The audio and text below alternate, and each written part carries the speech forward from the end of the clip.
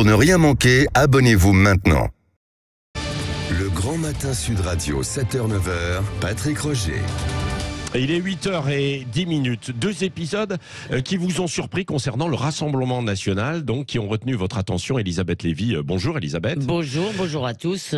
Bonjour Laurie. Alors ces épisodes, oui, sont sans rapport l'un avec l'autre, mais dans le fond, ils dessinent une parabole politique que j'appellerais la mosquée et le tableau. Alors je commence par la mosquée. Joris Ebrard, qui est député RN du Vaucluse, donc a inauguré le 17 mars au Pontet, la plus grande mosquée du département. Elle peut accueillir 2700 personnes, c'est la seule à avoir un dôme et un minaret, et elle est ouvertement sous l'influence de la Turquie d'Erdogan. C'est donc quelque chose d'assez massif. Alors il y a eu quelques articles, notamment dans Le Point, ça fait du buzz, du bad buzz chez les Zemmouriens, et du coup l'ancien maire, le député, a été désavoué par Marine Le Pen et Jordan Bardella. Alors c'est en effet l'ancien maire du Pontet, c'est lui qui avait posé la première pierre, me semble-t-il. Il a d'ailleurs été réélu au premier tour en 2020 avec 57% des voix. Il est bien implanté.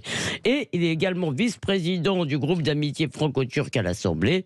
Il aime la Turquie et les Turcs. Ils sont là, c'est une communauté dynamique, dit-il. Alors bien sûr, il y a ces fillettes voilées, ça fait désordre.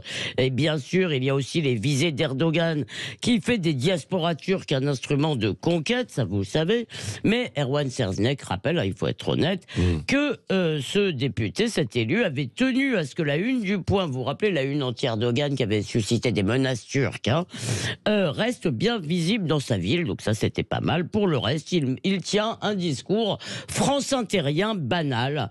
La France change, il faut que Reconquête s'y fasse, dit-il, c'est beau comme du Mélenchon. Bon, mais ce n'est pas scandaleux qu'un député inaugure une mosquée. Bon, c'est pas scandaleux, celle-là c'est peut-être un peu plus problématique à cause de nos problèmes avec la Turquie, mais en tous les cas, c'est significatif. D'après Erwan Serznek, c'est la première fois qu'un élu RN inaugure une mosquée. Alors maintenant, je passe au tableau. Là, c'est Caroline Parmentier, qui est élue du Pas-de-Calais, qui est l'ancienne attachée de presse de Marine Le Pen, qui lance une croisade absolument ridicule contre une toile de l'artiste Myriam Khan, qui est exposée à Paris au Palais de Tokyo, qui s'appelle Fuck Abstraction.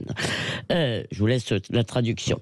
Alors, cette toile évoque les crimes de guerre en Ukraine, mais comme Karl Zéro, qui, vous savez, est expert en complotisme pédosatanique, il voit des pédophiles partout, Caroline Parmentier, elle y voit dans ce tableau de la pédopornographie. Elle a apostrophé la ministre de la Culture. Alors, est-ce que ça va être ça, votre quinquennat? Il faut protéger la jeunesse, etc., etc.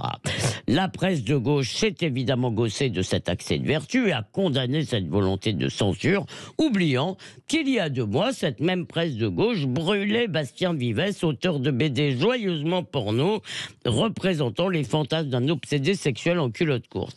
Alors en réalité, qu'est-ce qu'on voit? C'est que Madame Parmentier et ses détracteurs de gauche pensent pareil, ils pensent de la même façon. L'art pour eux doit servir une cause morale. Le tableau, en l'occurrence, est bon pour cette gauche car il dénonce les horreurs de la guerre et en prime tout ce qu'on fonde l'objet et sa représentation. Autrement dit, si on va par là, l'enlèvement des Sabines et 1000 autres chefs-d'œuvre de la peinture ou de la littérature sont coupables d'apologie du viol.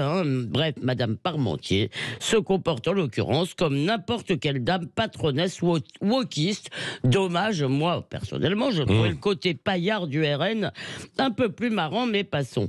Alors, qu'est-ce qu'on voit? On voit une certaine complaisance avec l'islamisme turc, une sorte de pudibonderie progressiste, tout ça est assez banal finalement, mais si ça se trouve, qu'est-ce qu'on peut en conclure? Que le RN est en train de devenir un parti de gauche comme les autres.